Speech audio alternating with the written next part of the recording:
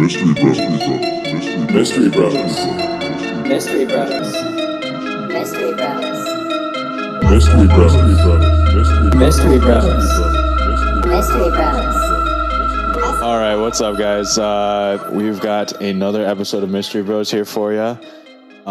This one's pretty interesting, I think. So, they're all interesting, Evan. yeah, Don't worry. they're all super interesting. I say that all the time, but like, this one was a lot more than I thought. Like when I went to do the research, I thought it was a lot more like mysterious and like I thought we knew a lot less about this. And it turns out we actually know like a decent amount about this, which is rare for a mystery, bro. It's usually like you never. We have to connect the dots, usually with aliens. But with usually we won't be talking about aliens at all this episode. Damn. well, no, we aren't talking about aliens for this, dude. what are you talking about? The Krishna baby? Unless this may be a two-parter, and if it is, the second part might be about somewhat aliens. But yeah, so this episode we're going to be talking about Cicada 3301, which it's a somewhat of a group basically that they live kind of online, and they're a group. We're going to get into we'll get into all this stuff eventually, but so Let's get into it. So it kind of all starts out in January 2012. And basically in January, I think it was January 5th, I believe. January 5th was the day. And basically there was this image that was released on 4chan. If you guys know what 4chan is, it's kind of like, it's like a more primitive version of Reddit, kind of, where there's different kind of like groups and people post things in those groups, and the groups you follow, you see. Yeah, I don't think it's super popular in the U.S. Well, I don't think it's different now. I think it's called 8chan now, or it's 4chan got banned. 4chan got banned, so they basically just recreated it with a little more rules, and it was called 8chan or something. But I use Reddit though, to be honest. I never used 4chan. I never went on it, and I don't use the newer version now. I basically for that kind of stuff, for interesting news type of shit, I use Reddit. Well, the later versions, they actually also released on Twitter. Yes, eventually. So the first image, like we said, an image popped up on 4chan, and it also had a message, and it said, "Hello, we are looking for highly intelligent individuals. To find them, we've devised a test. This is a message hidden inside this image. Find it, and it will lead you on the road to finding us. We look forward to meeting the few that make it through. Good luck, 3301. All right. So it's kind of an interesting little message there. Right. A lot of people didn't really know what this meant, but that's as far as I would have gotten. Yeah, exactly.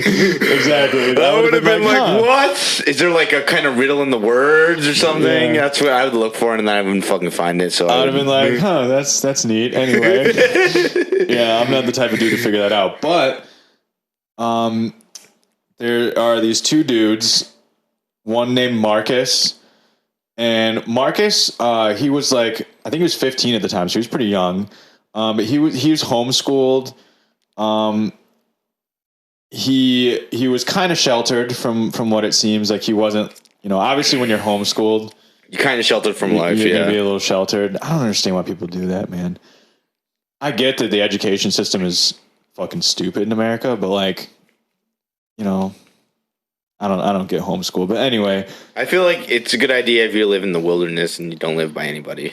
Yeah, I guess maybe if the school is just terrible by you, I get it. But otherwise, I think it's kind of dumb. He also, I think he was a Boy Scout. That tells you a little bit about him. He was a straight-laced dude. He was also very good with computers. He did a lot of coding and stuff like that he kind of learned on his own. Which is a good skill, man. Good skill to have. Anyway, man, I wish I could learn that on my own, dude. If I could understand computers, I would. Yep. So that's Marcus, and then the other dude we're going to kind of focus on, his name, his pseudonym was Tech, He was very into like anonymity. He definitely wanted to stay private. He still never even told anyone his name. All we know is his Tech. He went by Tech. He was kind of like a little bit of a nerd in high school, people said. But he was very, very good with computers. He worked on like a lot of like coding projects for his school, that kind of stuff. So he kind of had, a little bit of a background, like a coding, like that kind of thing. A lot like Marcus. They were both like computer nerds. I feel obviously. like you have to if you get to the final stages of this puzzle. I mean, obviously, if you're going on 4chan, you're probably a little bit of a computer nerd. Just the way it is. We're going to get hate for that. So they both came across this image and they were pretty intrigued by it. They wanted to know what that was. So basically there was an IRC created for this subject, and IRC means, I think it means instant relay chat. It's basically just kind of like a chat room forum. Like if you guys know what like Discord is right now, it was kind of like a primitive version of Discord where it's just a forum for people to just, you can create any sort of like, thread, and you guys just message whoever wants to join the thread, or you can make it private and only people that you are invited can join. But this one was a public IRC, and Marcus and Tech both joined because it was about, trying to figure out this code, this puzzle. So I guess it all starts out with Tech. He basically heard at some point that terrorist groups online would hide like notes and like text inside of image files. There's a way you can do that. Apparently you can like, I don't know, I guess it's something in the script. And then if you open it up in Notepad, there's a message there. So he decided to try that out.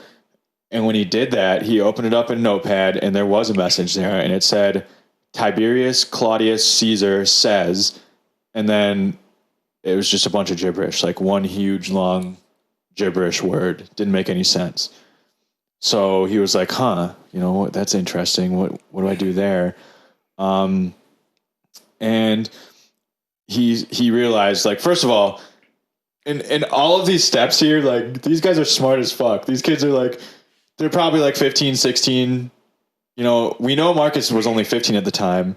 Tech couldn't be much older than like 18, right? Because he was in high school.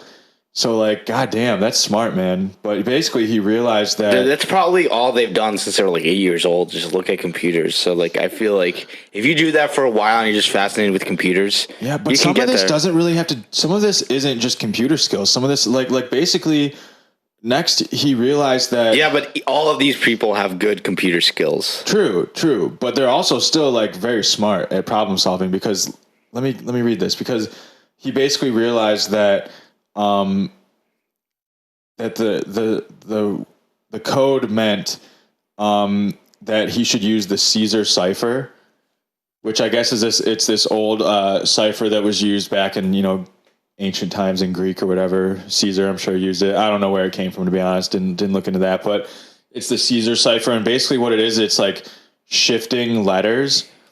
So if like A is the first letter in the alphabet. Mm-hmm. Or let's say like D. D is like, the fifth letter in the fourth letter in the alphabet. And then if you shift the alphabet over. Okay. You know what you mean? Like, what do you mean with a shift? Like say, this is hard to, it's like, say you were to shift the alphabet three things over, then. From what? Then A would be from the beginning. Then like A would line up with D. So anytime there's a D, it would mean A. You know what I mean? It's basically where you just shift. Oh, so they just shifted. So what they did is they just shifted numbers until they could finally found like something that would make sense. No, not numbers, because it wasn't numbers. It was just random letters. So basically you shift the alphabet a certain amount of times. And then, something that's a D is actually a K because of how many times it's been shifted, blah, blah, blah. But he realized that Tiberius Caesar was the fourth empire of Rome. So what he did is he shifted it 4 times. He shifted it 4 letters. And it worked. That was the code. He cracked it. And it revealed a URL. So all those letters, those random letters, was a URL, which he typed into his browser, and it took him to a page, and it basically it had a picture of a duck, and apparently it was like kind of like a weird looking duck, like a creepy kind of duck is what they said. And then it also had a message, and it said, "Whoops, just decoys this way. Looks like you can't guess how to get the message out." So it was like a false lead. No. So what that meant was, now this is where Tech and Marcus were kind of working together, and they both found out they were working together on this IRC, the chat that they had. And Tech and Marcus, and it was a group of 10 people, including Tech and Marcus. They all created a separate private chat where they could talk to each other, because they kind of realized that there was like a lot of people trying to work on this, and most of them could not figure this out. Most of them were kind of just like saying dumb stuff, and you know what I mean? Like they didn't really know what they were doing. So Tech and Marcus realized like there's like about 10 people in here that are like serious and have figured out these steps so far. So like they made a private group with just them. Now they don't talk about many of them. There's this Norwegian dude, which we'll get to later. He there's some interesting stuff about him. And he was involved at one point in cracking one of the codes. So, but yeah, so they started their own private chat. It was called #Decipher. That was the name of the chat. And so together they found out that there was this destegging program, which is called Outguess. And destegging program is like a program that like unencrypts files. Like it unencrypts certain, I think it's meant for pictures, and it unencrypts pictures and files. Again, I'm not a super computer nerd, so I don't know 100% what that means. I don't quite know all these steps, so I'll try and explain as much as I can, but it was a destegging program, and it was called Outguess. And if you remember in the message, it said, "Looks like you can't guess how to get the message out." Right. So they figured that's what they were talking about. They used it on the photo of the duck that was on there, and they found another clue. And this one was a message. It said, "Here's a book code." Okay. Followed by 75 different pairs of numbers, and it basically went like number, number, comma, number, number. So it was like, it's called a book code, which is kind of crazy. This, when they were talking about this and like explaining it in the documentary and thing that I watched, like a book code is like honestly one of the best codes you can have. It's almost it's absolutely unbreakable unless you have the book. Because what those numbers reference are page and then letter. And you basically use that to figure out which letter, and it writes out a message. Right. So they used to use these a lot. And the thing is, like, if you have a different print of the book, you know what I mean? If you have a different print of the book, then you're not going to be able to do it right. You know what I mean? You have to have the exact book and the exact print of that book that the person is talking about to be able to figure it out. So it's really interesting. It's a really good way to do a code. But so they gave him this book code with 75 pairs, but they didn't have a book. Okay, and then also with this clue, there was a link to a Reddit page, and on that Reddit page, it had a bunch of like dashes and dots, and it had the word welcome and a picture of an old like medieval like tapestry. That's what they said. And that, they were like, these clues don't like go together, and like they didn't know what the dashes and the dots were really for a little bit. But then Tech realized somehow, dude, like apparently he said like back when he was in like 4th grade or something, he like read something about how there was like this ancient Mayan numerical system that used like dashes and dots for like numbers. And he was like, maybe that's what this is. It's like the ancient Mayan code, which is crazy. So that he figured that out. So they got a bunch of numbers, and then they also ran the picture of the medieval tapestry through Outguess, the same program that they used on the last one. Right. And they found an encryption code for a PGP, which, if you know what that means, PGP is a company. I think it's called Pretty Good Privacy or something like that, and it's basically like. It's a program that like spits out like an encryption code on something, and it's like a way for you to verify that this is coming from this person. You know what I mean? Like if it has this encryption code on it, then you know that it came from them, basically, because it like spits out different codes or whatever. And that's so that's a way to verify like validity of anything. It's something they use actually on the dark web. One time I've been on the dark web, Rel. I went on there a while ago. I got into, I downloaded Tails, and I downloaded Tails, and I installed that on my computer, and I opened it with Tails, and then I kind of went on like the Onion Tor browser, that kind of stuff, and I was on the Silk Road for a little bit. It was pretty crazy. It was cool. They had all kinds of stuff there, and the way for you to buy something off of there is you have to use PGP and send, and that's how you like send messages to people. It's pretty crazy. I never did. I never bought anything off of there, but I looked into how to do it. And you have to have a PGP, and it's an encryption code. It's a way for them to like verify that this is coming from you. You know what I mean? Yeah. It doesn't necessarily tell you like the person's name or anything, but it tells you that this is their encryption code for this PGP. So it's definitely them, type of thing. So basically, so they ran the medieval tapestry picture through Outguess, and they got a PGP code. In this code, the word cicada was in there or something, or like the code name for who the PGP encryption belonged to was Cicada. So that was the first time that they ever like thought about Cicada. You know, that's why that's why it's called Cicada 3301. Up until then, they just signed everything as 3301. You know, like they were like, good luck 3301, like signed everything like that. But this is where they finally found the cicada. So when they encrypted that picture, or decrypted the picture with that outguess thing, there was also a message. It said, "The answer has been right in front of your eyes. Stop making it more difficult than it is. This is not the search for the Holy Grail. Good luck, 3301.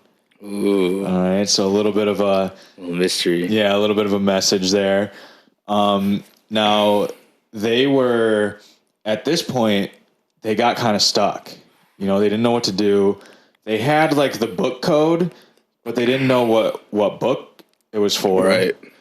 And they had the PGP, which was cool. It finally like verified that like this is a group, you know, it's coming from them.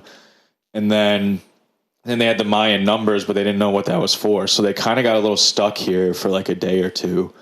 And first of all, let me just say, everything so far that I've said took them like 2 days. Like 2 days to do. Crazy. Okay, so these guys are fucking smart. They're figuring this shit out, and they're spending a lot of time on it. Like apparently, like there's people all over the world. Funny thing, that Norwegian dude I was talking about, apparently like he spent so much time like looking at his computer screens that his eyes got messed up. He had to go see like an optometrist because his eyes were like fucked up. Dude, he probably spends 24/7 on that laptop. Yeah, he was just on his computer, I guess, just for days straight. I think they all were, to be honest. They were just like, trying to figure this out. Constantly like trying to figure this out. It's tells me cool to get a life. It's I think it's kind of cool. And so people have done this kind of stuff before for like Google did this back in 2004. There was a billboard that Google put up in, I think it was in like California somewhere, and it said like, you know, the square root of like some random, or the first like coefficient of E, like it was some crazy like weird math problem that like most people would look at and be like, what the fuck is that? but it came out to be some like super long random number. It was like 7,553,000,000, you know, that type of thing number. And then when someone typed that in to a web browser, like that number.com, it led them to a website that Google posted that said, we've been looking for like the smartest people to like help us code and do work on Google. And we figured, you know, people who would figure this out are the smartest people. So they like got a job basically by doing that. So that's cool. Yeah. Google did that in 2004. And then, you know, obviously back in World War II, Alan Turing, who was the guy who like they used to like break a lot of the like German and like Japanese like codes that they were using.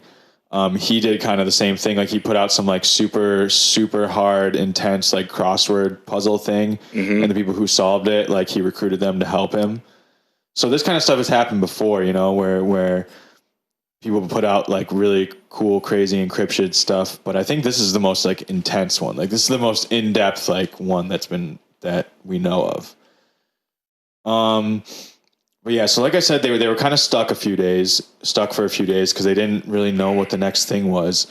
But then the Norwegian dude, I forget his name. I should look up his name. But anyway, the Norwegian guy in the group, he was like really good at like pattern stuff, like pattern recognition and like that kind of thing.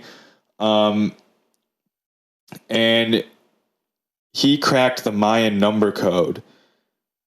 And apparently it decoded to some text that was from like an old like King Arthur book.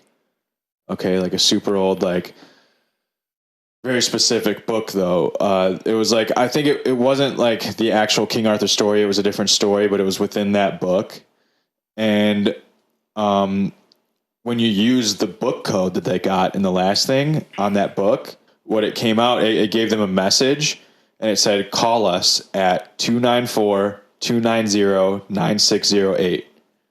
So give him a phone number. Yeah, I heard about this. Yeah, and it was like and like they got like a voice on it. I heard about that. Ooh, that's kind of interesting, man. Like that. Would you call the number? I would definitely call the number. Yeah, if you've done that much work on it so far, you got to call the number. But apparently 294, that's a Dallas area code. That's interesting. It was in America. The number at least was registered American. So they decided they called the number, and it was like a computer generated voice, and it said, very good, you have done well. There are 3 prime numbers associated with the original photo. 3301 is one of them. You will have to find the other 2. Multiply these numbers and then add them together, and then .com to find the next step. So kind of like the Google thing we were talking about, they had to figure out this number and then type it in .com. So they looked at the picture, all right, the original JPEG file, and they found out that the pixels, like the length and width of it, was 509 by 503, which are both prime numbers.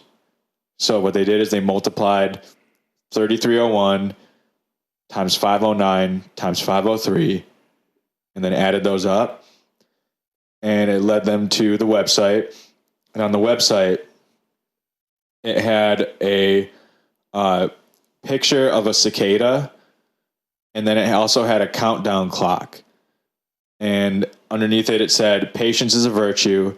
Check back at 1700 on Monday, January 9th, UTC. And luckily, that was literally the next day. You got lucky there. Right? They figured all this out. And this is crazy, dude.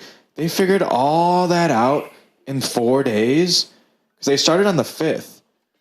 The picture was posted on 4chan on the 5th.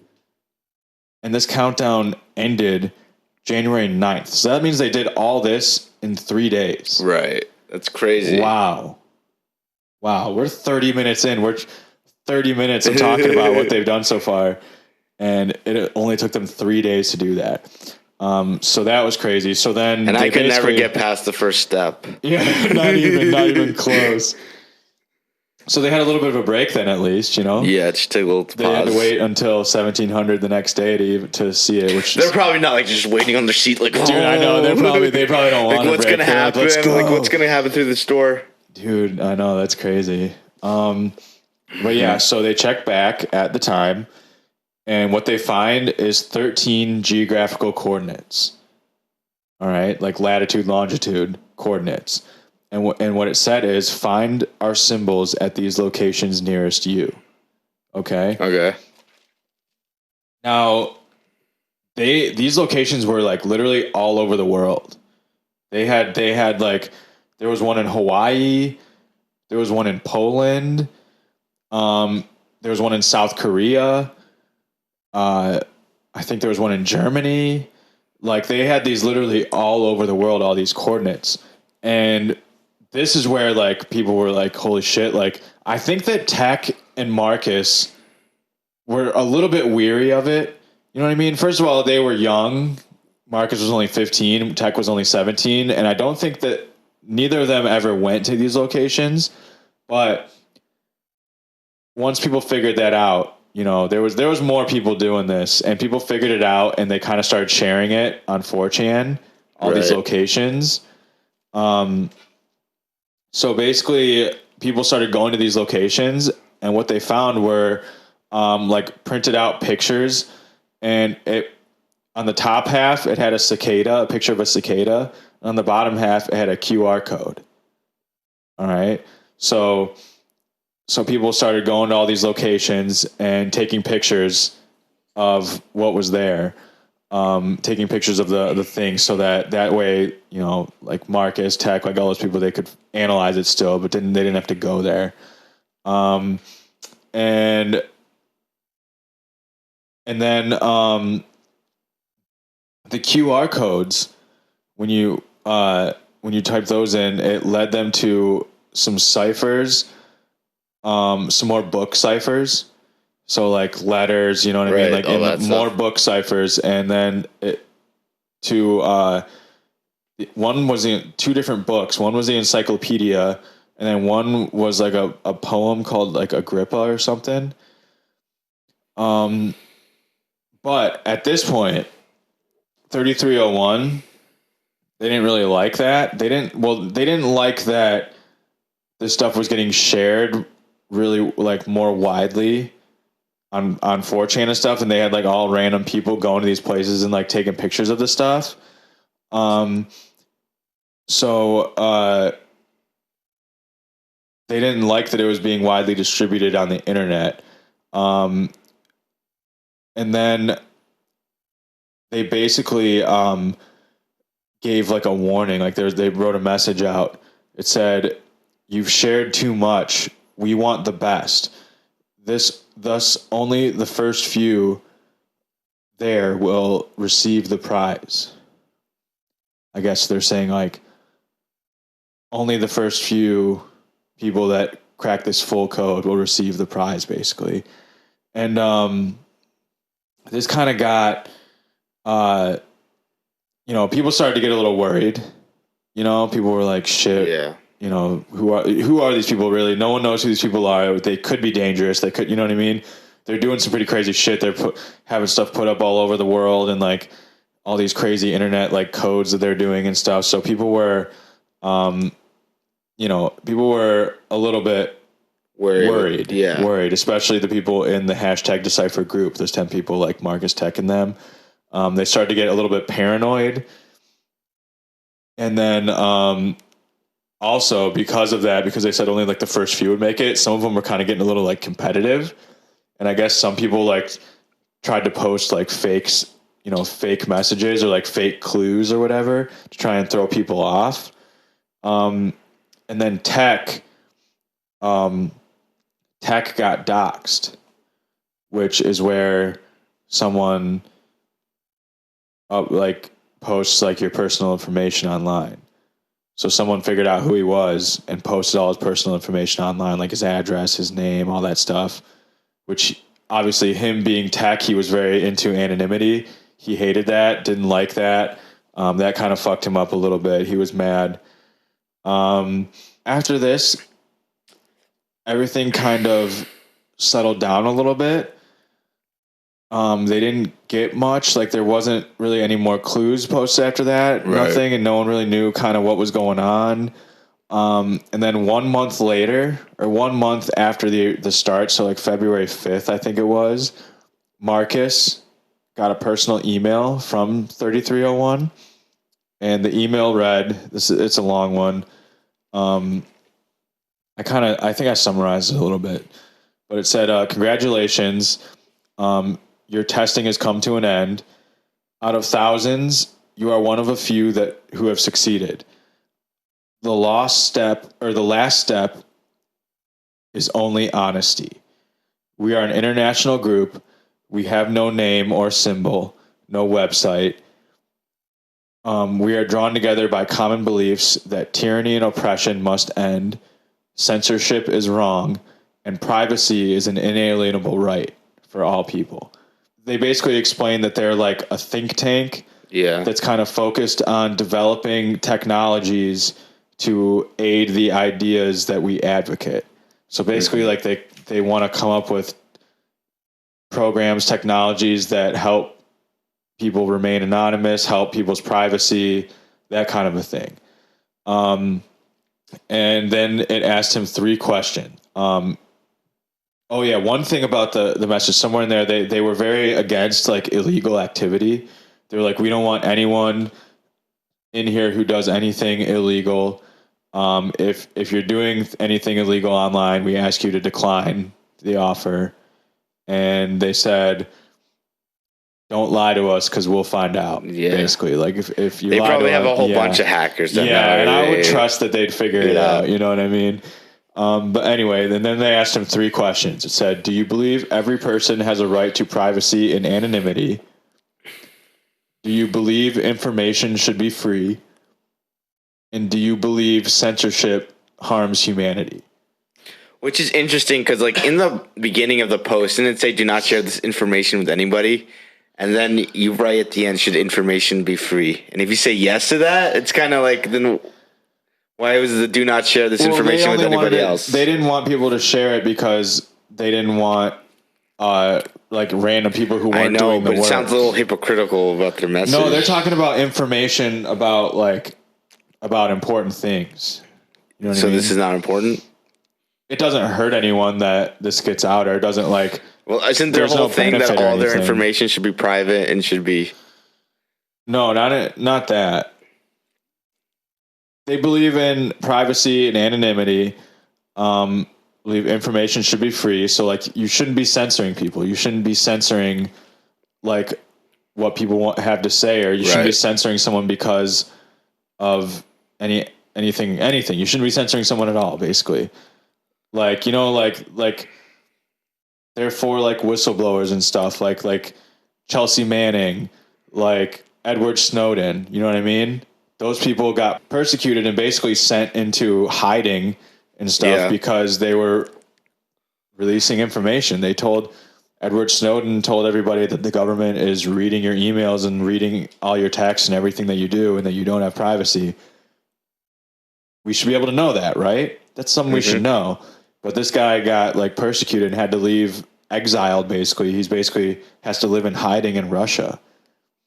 And then Chelsea Manning, you know, she basically told that we were in Iraq murdering just random families and killing children and grabbing whoever we felt like off the streets and torturing them and trying to figure out information off of them when we didn't know shit.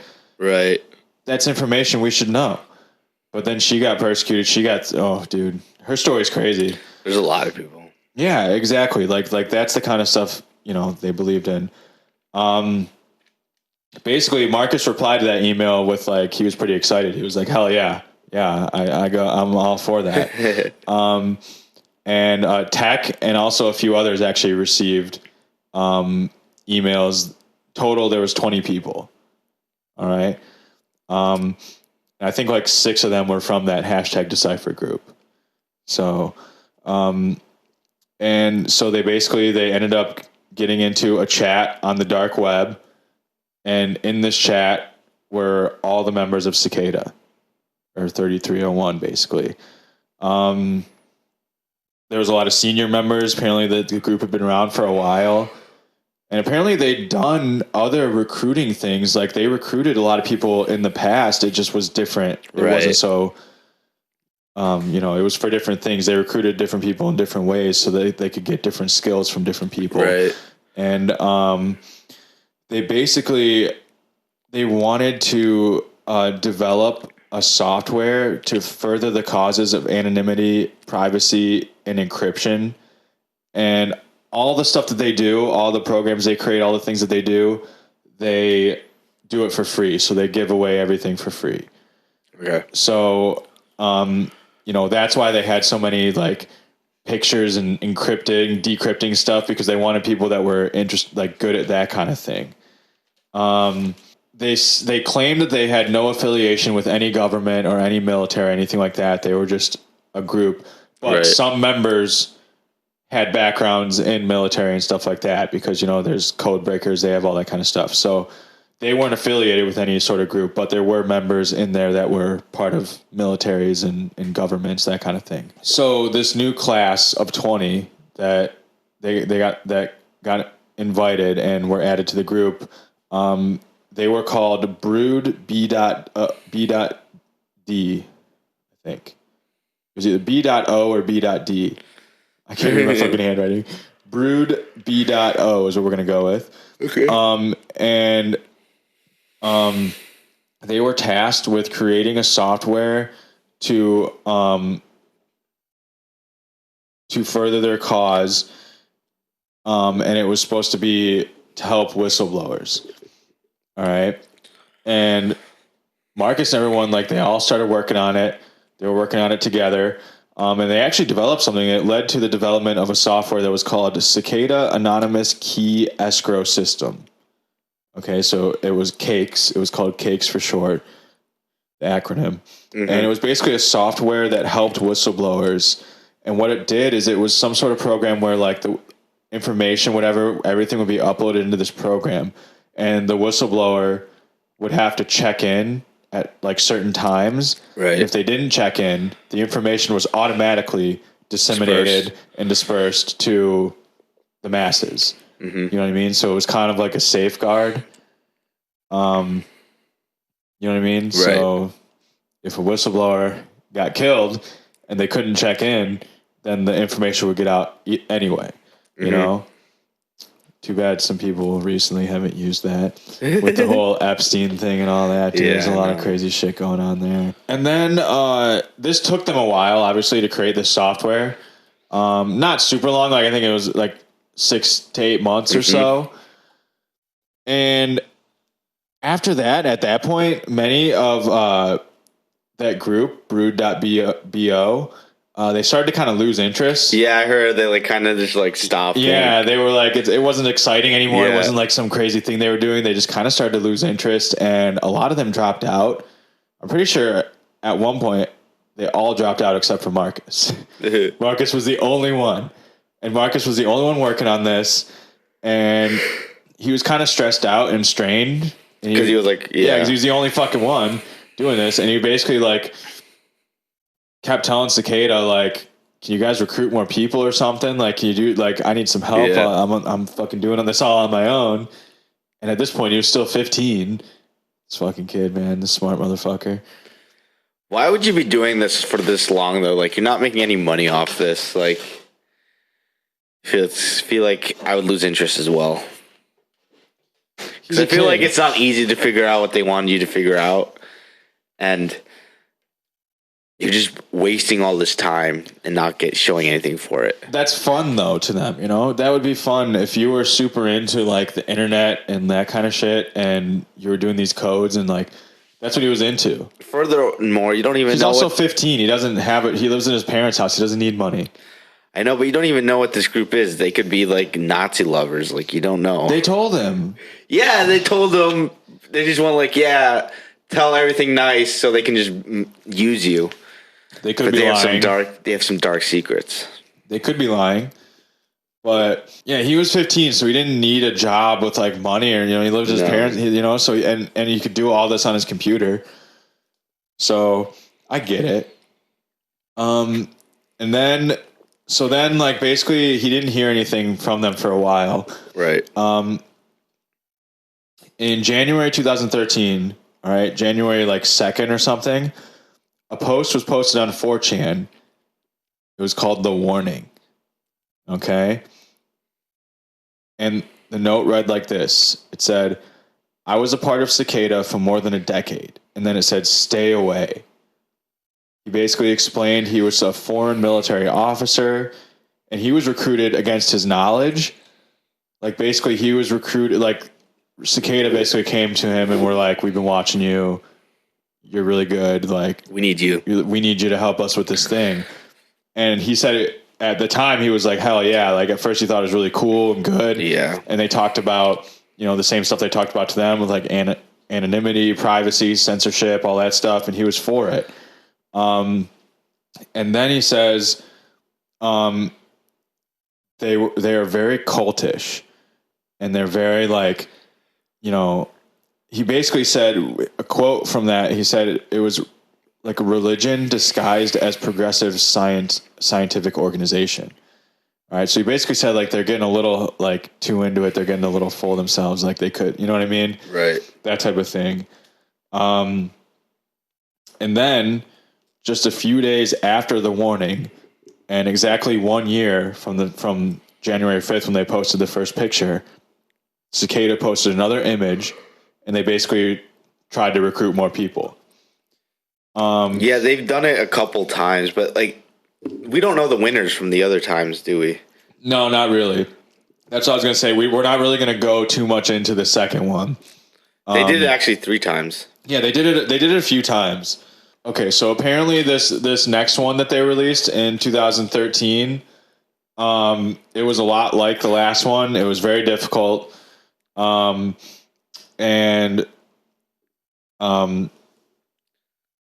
Basically it was different, but it was just as difficult.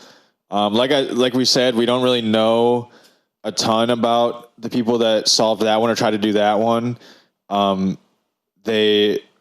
one really came forward or anything like that, so we don't really know what happened there.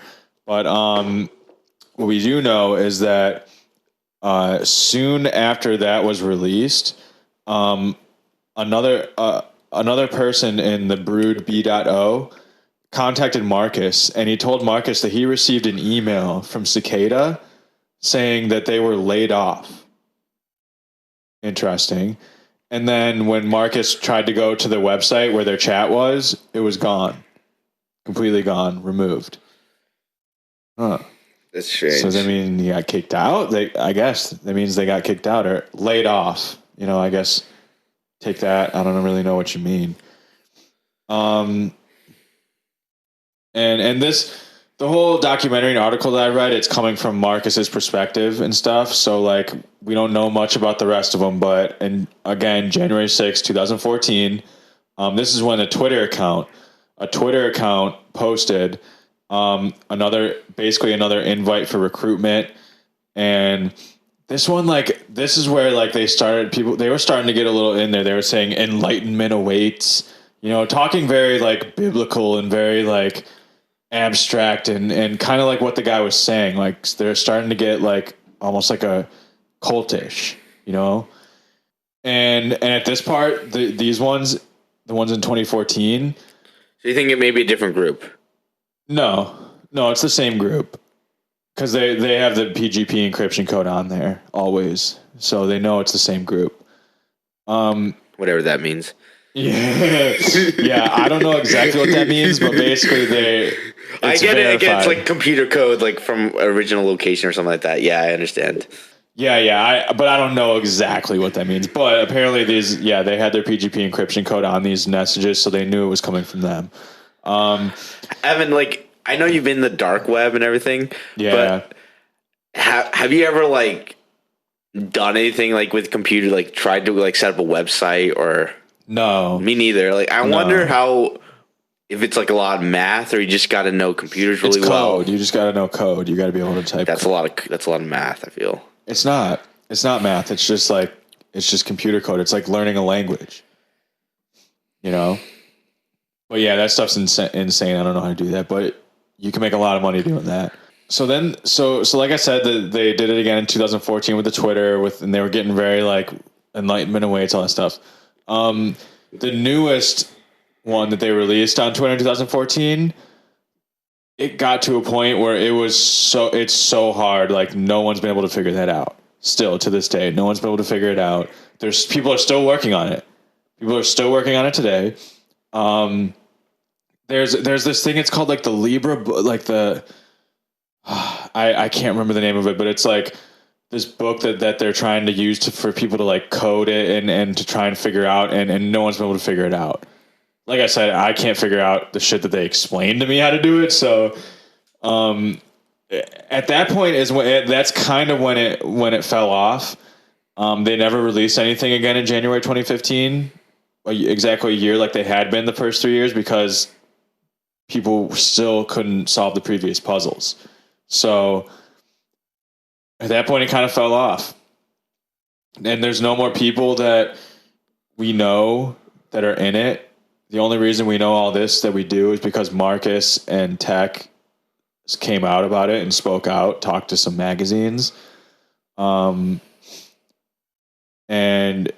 yeah, so at this point, it's no one really knows what's going on with it. All they know is there's that code, can't figure it out, and that's it. So it's super interesting. So like, what were they? You know what I mean? Do you think that they worked for a government or something, or do you think they were just random people that were all about this? I think it's more they were just like a random group. I wouldn't say maybe not a cult or anything like that. Just like some people who like share the same beliefs, want to do good for society or something like that. And that apparently they started to sound really cultish towards the end. Right. So it could have been. I think it's definitely. I don't think it was started as a cult, but though. Apparently they've done this stuff before for like to get into like CIA computer. Like they've like governments have CIA have done this kind of thing to try and recruit like the best of hackers and stuff like that. These guys were against hacking. These guys were not into hacking. They weren't about that. They wanted to try and further privacy, anti-censorship, and anonymity for everybody type of thing. They were more kind of on the freedom side, Right. They wanted liberty, that kind of stuff for people's internet lives and just for people in general. But it's interesting, It's a really crazy story, like how all that happened. And how these 15-year-old kids figured that shit out, man. Good for them. So much smarter than me. That's sad. No, I think these like people are like the top of the top. Like their brains work differently. I think they're high. Yeah. Like they probably like at 10 years old probably comprehend what I can comprehend now. Like regarding computers, regarding computers. Yeah. Like I know how to work a computer pretty well. Know how to download free movies. Yeah, I'm really good at using computers, but that's a whole nother level, like creating code and like that kind of shit. Yeah, man. dude, that's something that if you can figure out, because technology, the more we get into the future, like the more we use technology, so yeah, it's gonna be bigger. Coding and creating software and stuff is a big thing, but it's so hard, man. It's all about just learning a brand new language is basically what it is.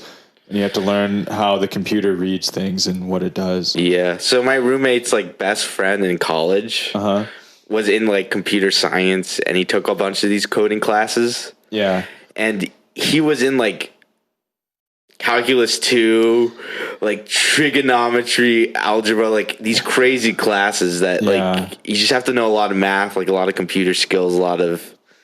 I don't know. You don't need to know computer skills for that kind of stuff. See, math and computer code are different. I know, but I feel like you have to have a good grasp of math to do. Not necessarily, but I'm sure a lot of them do, because it's the same kind of thing. Math is just about like facts, you know what I mean? It's about like solving things, that kind of stuff, and computer code is a lot like that. Maybe. I feel like I was not very good at math, so I feel like me trying to learn this is like pointless because like I feel I could never get past like a certain level. I don't think math has anything to do with it, but the same skills that it takes for like math, I think it's kind of the similar skills, but I don't think you need to really know a ton about math to be able to do computer code. Maybe at some instances, but in general, I don't think so. But it's still insane. I could never do it, you know? It's crazy. Yeah, I totally think there's some people that think like maybe it was just like a big trickster. Like just let him on a wild goose chase. Like, it's totally possible, you know? What if it was? But the thing is, Marcus worked on that program for like 6 months, and they created that program and they distributed it. They say it's highly unlikely since it was like very like coordinated, seemed like, and had like a lot of in-depth knowledge of this stuff. But like someone could say like someone very up there just knows what they're doing, just could have made everyone's like make all these hackers go on a wild goose chase. And then then they told him like create this blah blah, and they didn't think they were going to do it. Then they actually did. They created this program. And they were like, fuck, like nice. And that's why they laid him off. That's why they're like, you're laid off, because they didn't know what to do after that. They were like, fuck, this is all supposed to be just a joke.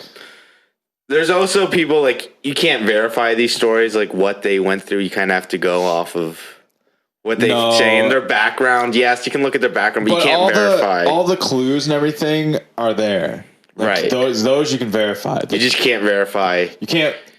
And I mean, you can verify like the messages they sent and stuff. Right. So you can verify all that. It's just you can't verify they're serious, whether they're being serious about it or not. But it seemed like they really were. If you ask me, I think they actually are like some like really deep underground like dark web group that wants like, you know, internet liberty, that kind of thing. Yeah, I totally could see that. Like, maybe do you think some people say it was like they did like something with Planned Parenthood? Oh, yes. So at one point, this was, I think, in 2015. No. This was 2013. It was in July of 2013. I remember that. Somebody was like hacking into like Planned Parenthood. I don't know what they were doing. Maybe like releasing people's names or something like that. They were like hacking into the Planned Parenthood, and they were trying to call themselves Cicada. But then Cicada came out with a message in July saying like, that's bullshit, that wasn't us, and they don't have the PGP encryption code in any of their messages like we do.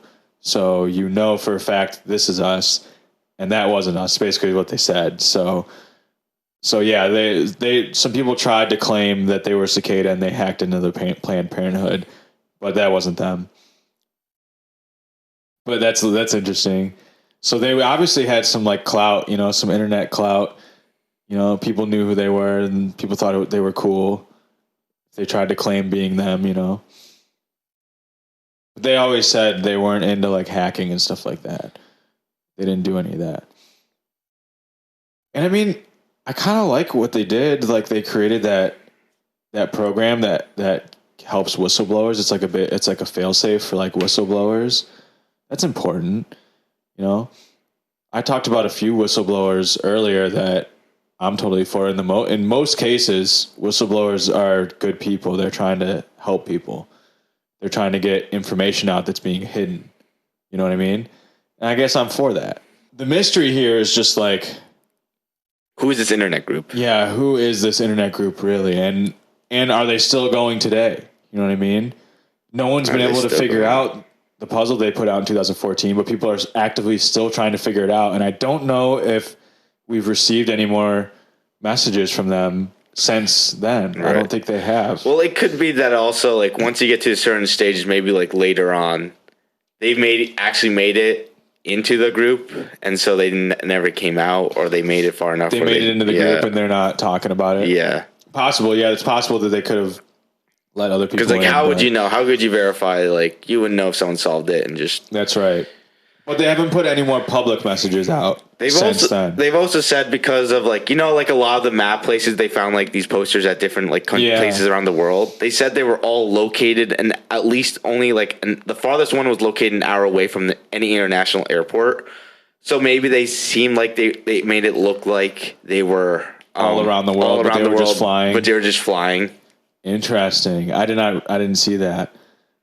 All those spots were located within an hour of an airport. Within an hour of an international airport. So so these weren't like far out, like like small neighborhoods. Yeah.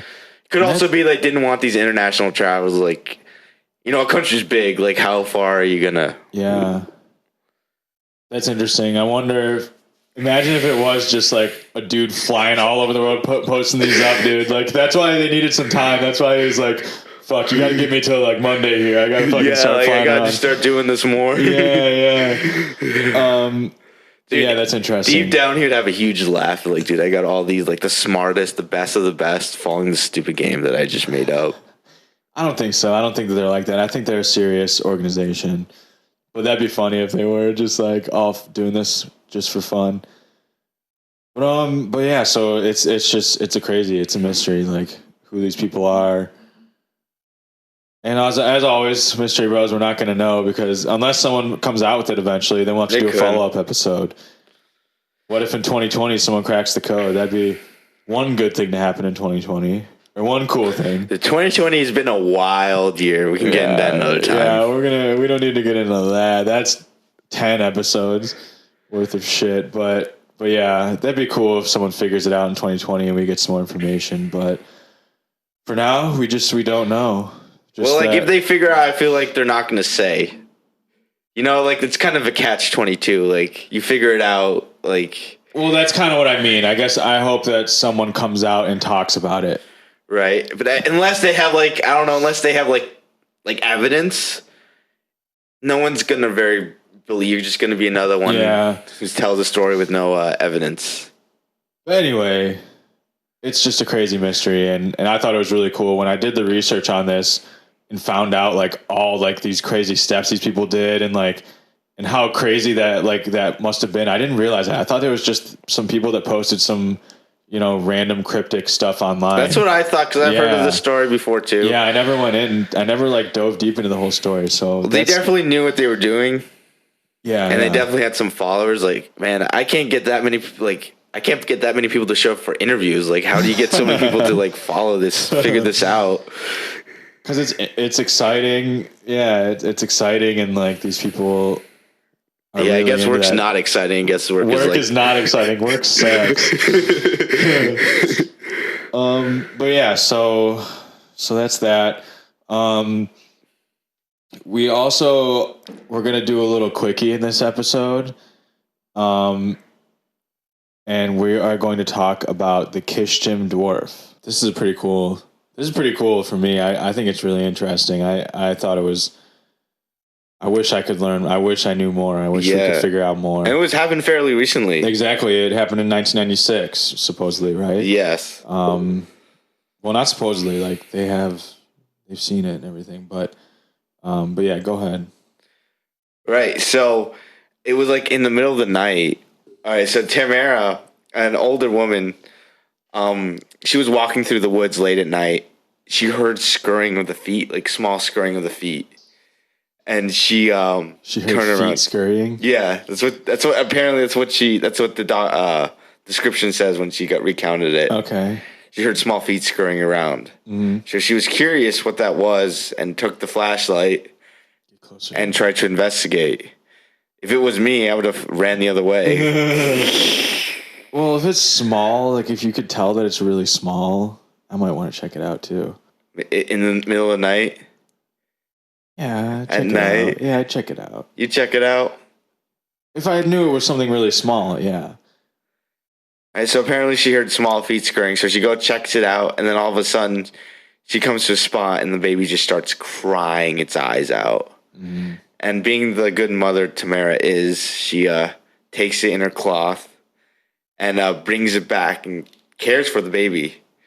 But she immediately realized this is not a normal baby. This is definitely not a normal baby. I mean, how small it is, and it shouldn't even be able to walk, how she said.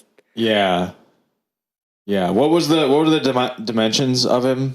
It was about 25 centimeters, around 8.9 inches in length. 9.8. 9.8. Yeah, that's what I meant. Yeah, 9.8 inches. So that's pretty fucking small. That's not even That's like less than. Yeah, that's pretty small. Pretty small. It did have a nose. Yeah. She said it breathed. The skull was very elongated. Very strange. Very, very strange. And she took care of it, and like she only let her godmother know.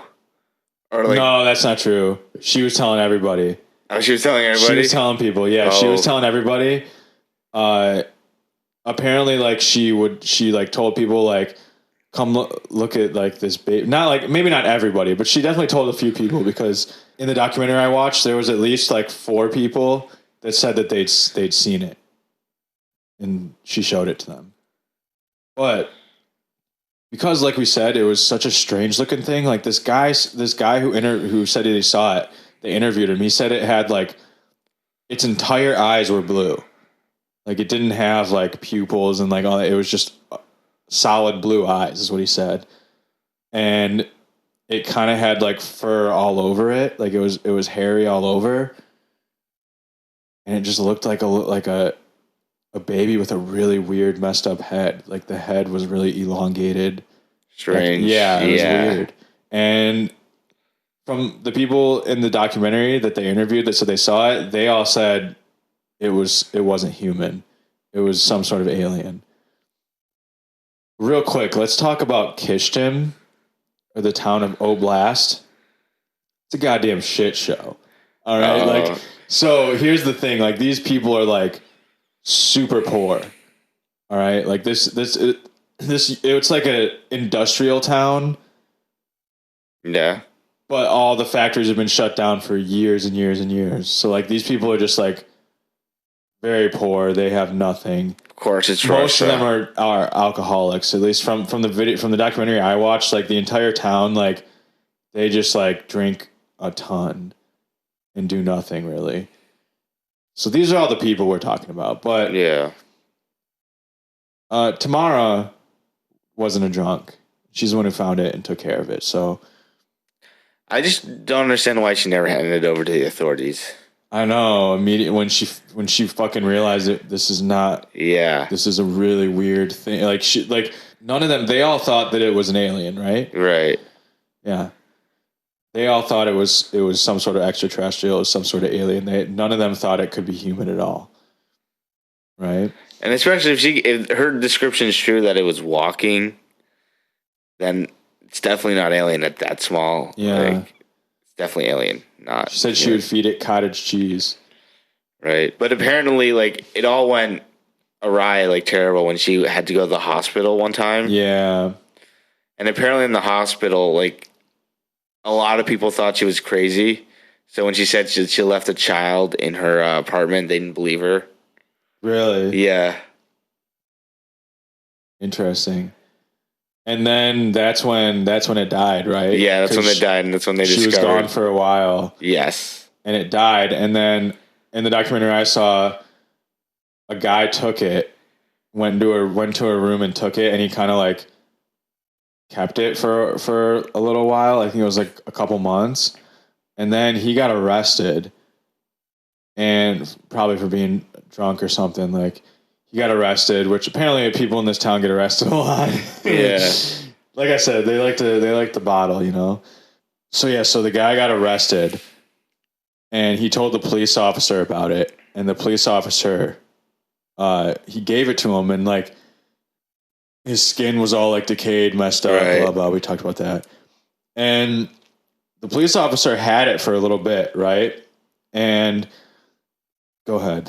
No, it's okay. And like the police officer had it, but he wanted to get like they've done pictures of it. They've done experiments. You know, there were documentaries filmed on it. There's video of it. There's video of it. But he wanted to get the ultimatum, which is DNA testing. At one point, they had like a forensic examiner or something, like a forensic woman. She looked at it and she thought she showed how like the back of the skull was messed up, and she thought it was real. She said, and then they also had some other people look at it, and they thought it was for sure just like a deformed fetus. Right. Right. But they wanted to get the DNA test on it. Yeah, so he went, and so they gave it to the investigator, and he thought he would hear back within like a couple months, right? Yeah.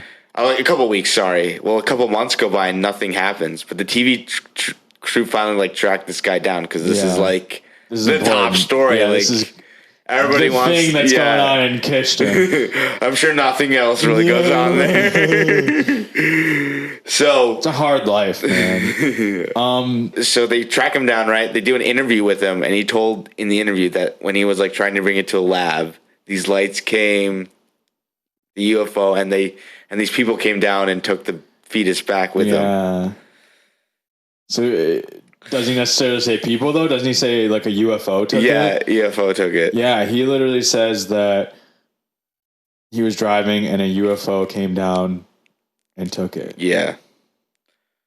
But there's speculation, right? Yeah, there's more speculation. I believe more that maybe the Secret Service of the Russia got involved and like, hey, we're going to take over from here. We're going to take this from here to try to hide the truth. Or something like.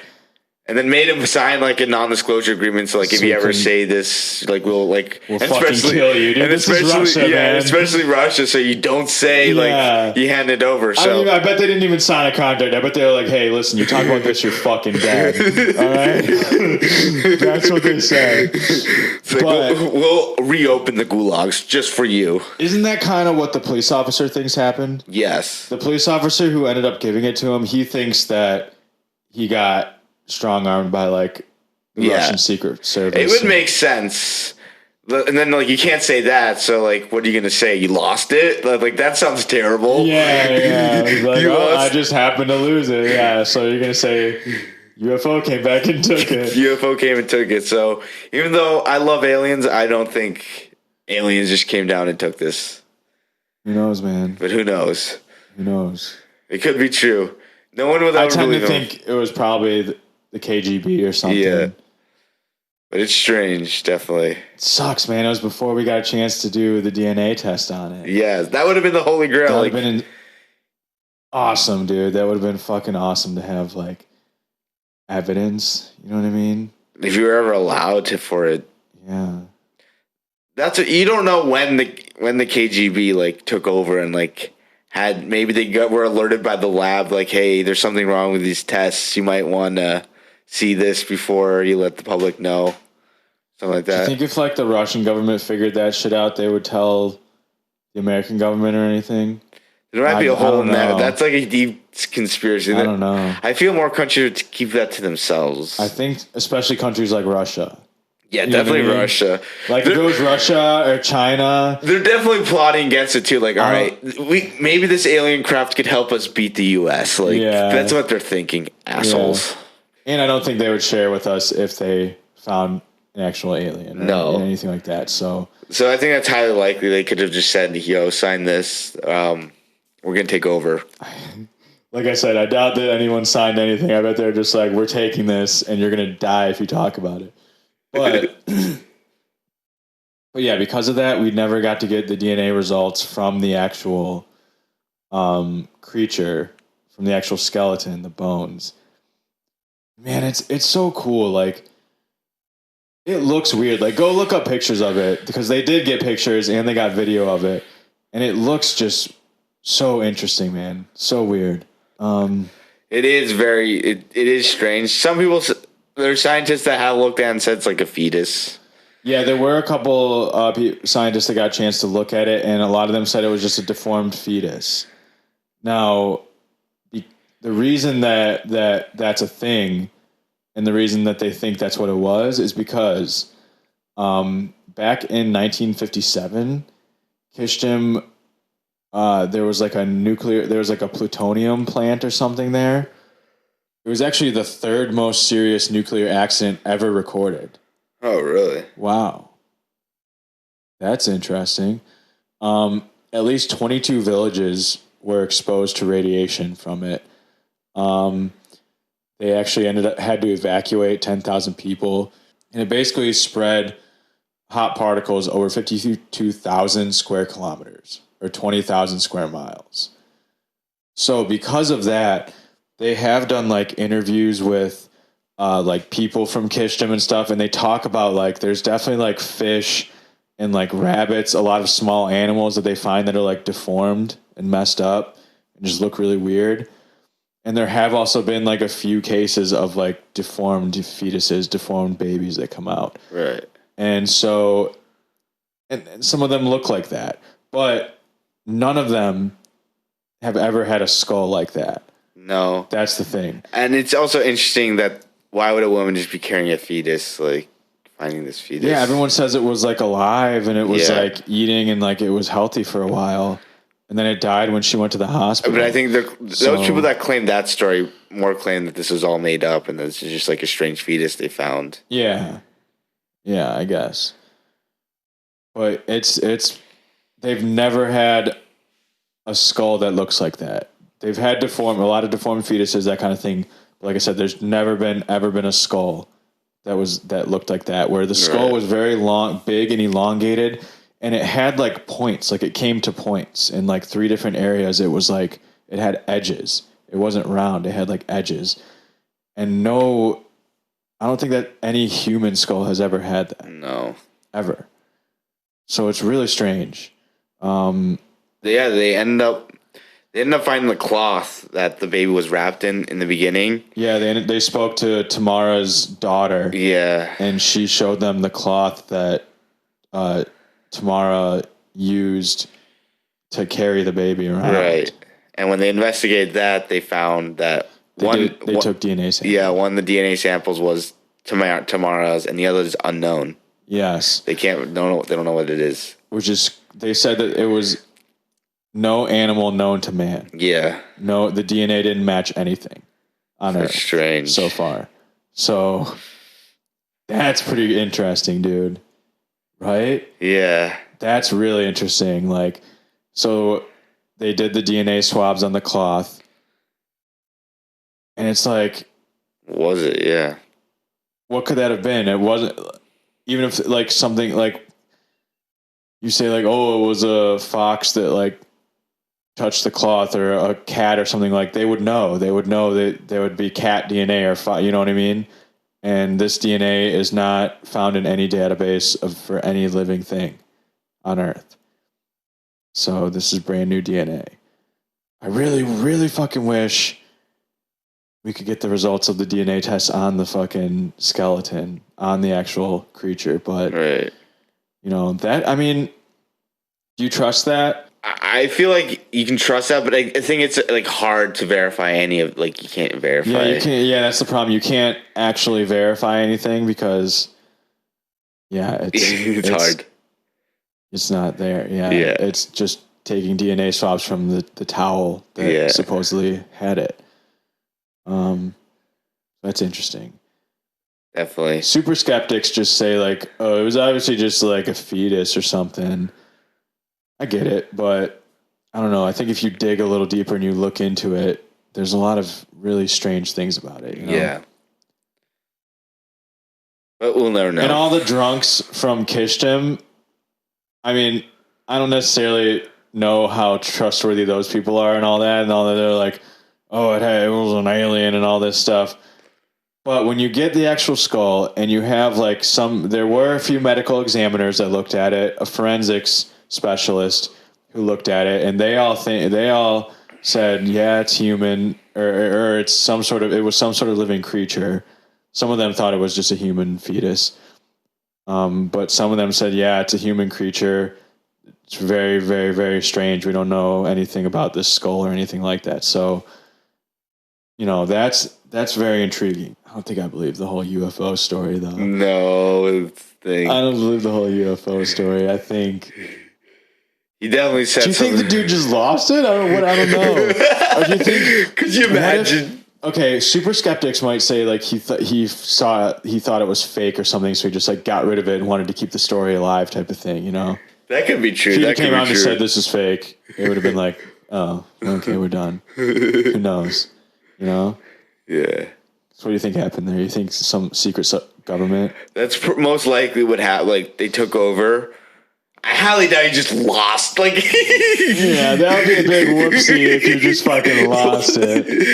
I don't think I could ever forgive myself losing one of the most precious artifacts. Losing something that could possibly prove the existence of aliens or intelligent Change life. humanity forever. Seriously, yeah. Like, And you forgot to check the big fuck up. Yeah. Yeah. But I definitely feel like the alien story was more to like just say like, oh, add the mystique to it. Yeah. But So I guess you think it was a secret government? Yeah, but I guess agency, if it did happen, like no one's gonna believe. Like you're right, no one's gonna believe you. I think the aliens like wanted to take it back because they didn't want us finding out about them. Somehow, like, how did it get here? You know, did they accidentally Drop it? forget about it when they were collecting some shit in the woods and accidentally forgot about it? I don't know. Yeah. But it's a crazy story.